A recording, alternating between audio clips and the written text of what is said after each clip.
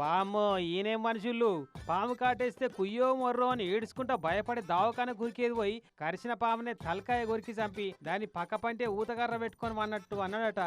ఇగో ఇదే కరిసిన ఆ పాము నల్లగా కట్లు కట్లు ఉంది, కట్ల పాము అని అంటుర్రు. అబ్బో చాలా ఇసమున్న డేంజర్ పామే. అయితే తిరుపతి జిల్లా తొట్టంబేడు మండలం చియ్యవరంలో ఉంటాడట ఈ వెంకటేష్ కాక. ఇంట్లో ఉన్న ఈ వెంకటేష్ ను పాము వచ్చి కాటేసిందట. వెంటనే దాన్ని పట్టి పిసికి పకోడీ నవిలినట్టు పరపర నవిలి కడుక్కున కొరికిందట మెడను. ఇక దాన్ని అట్టనే పక్కకు పెట్టుకొని అన్నాడట. తెల్లారినాక ఇంట్లోలు చూసి మొదలకే ఉవ్వమని కేకేసి తర్వాత తేరుకొని వెంకటేష్ ని లేపి చూస్తే జర కుసకుసం అన్నట్టు మూలుక్కుంటా కనబడ్డాడట. ఏమైందయ్యో ఈ పాము ఎక్కడిది, ఎవరు చంపిర్రు, ఏమైంది అసలు అని అడిగితే నేనే చంపిన, అది నన్నే కాటేస్తుందా అని రాత్రి తాగిన మందు మత్తు కలిసిన పాము ఇసం మత్తు కలిసిన డబుల్ మత్తుల మాట్లాడుతుంటే ఈయన ఇటో వేస్తుండని దబ్బున తిరుపతి రుయా దవాఖానకి వేసుకపోయారు. ఇక ఎమర్జెన్సీలో పెట్టి ట్రీట్మెంట్ ఇస్తున్నారట. ఇప్పటికైతే ఏం చెప్పలేమని అంటున్నారు డాక్టర్లు.